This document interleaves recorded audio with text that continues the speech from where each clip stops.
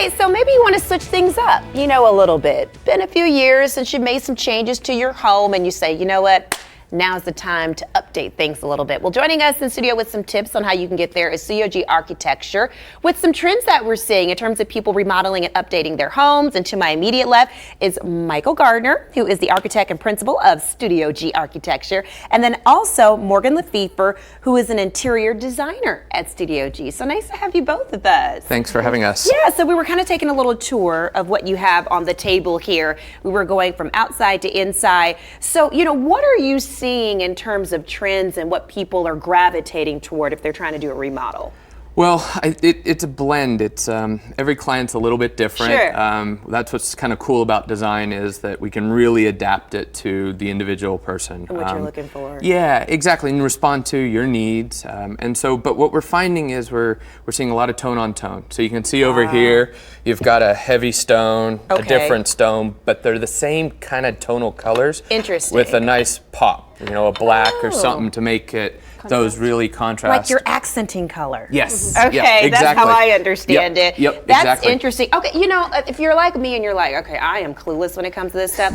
Like, where do you even start in terms of this process and knowing kind of how to put what you want into like reality, making it reality when it comes to design? Well, a good way to start is minimalism, Okay. scaling back, emptying the space, seeing what you have to work with first and what you want to start with there. If you have any key pieces you want to highlight or any family heirlooms you want to showcase, Okay. and pull some colors from that, and then you can begin a palette and then start either in the kitchens or bathrooms. Yeah. Pick a room you want to start with. That's a good idea. So empty it out first to kind of see what you're working with. Get all the junk out, and then I like that idea. Maybe starting with what you have. Maybe you want to kind of wrap it around like not wrap it around, but kind of base your design off of a family heirloom, or maybe some pictures that you have to kind of make it more personal. Yeah. That's kind of cool. Yeah. And I think Morgan said it great. You start with a clean palette. You start with the pieces, the spaces that you spend the most time in, Right. and then you really synthesize from there what the rest of the home is going to be like.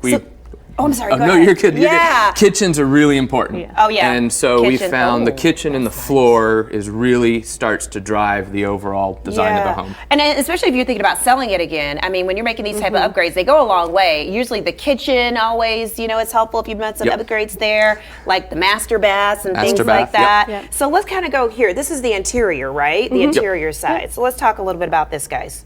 So we're seeing a huge drift to more functional finishes, less of the natural palettes that are too high maintenance to maintain. Okay. More family friendly, pet friendly is a huge direction right now. So is it going darker, maybe? We're more tonal, not if you go dark, it's more tone on tone dark. Light is tone on tone in the light sense. More whites with the grays, but on the warmer side, not so cool and uncomfortable. stark. Yeah. So then we're seeing natural finishes as far as your earth tones, your blues, your greens. Ah, got it. Something that's more livable. Yes. Livable. And something Truly. that's easier to clean. Yes. So you don't have these big like splotches all over the place, right? That's interesting. In terms of cost, like what do you need to keep in mind when it comes to cost?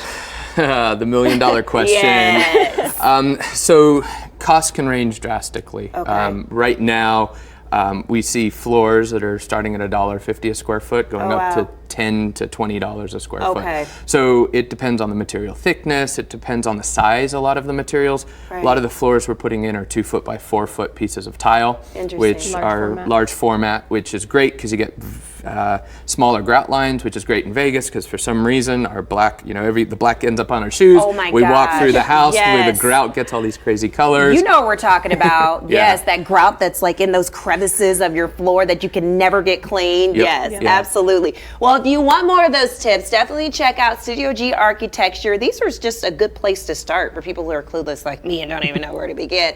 But thank you guys for being here. Yes, Appreciate thank you. your Appreciate expertise. it. And let's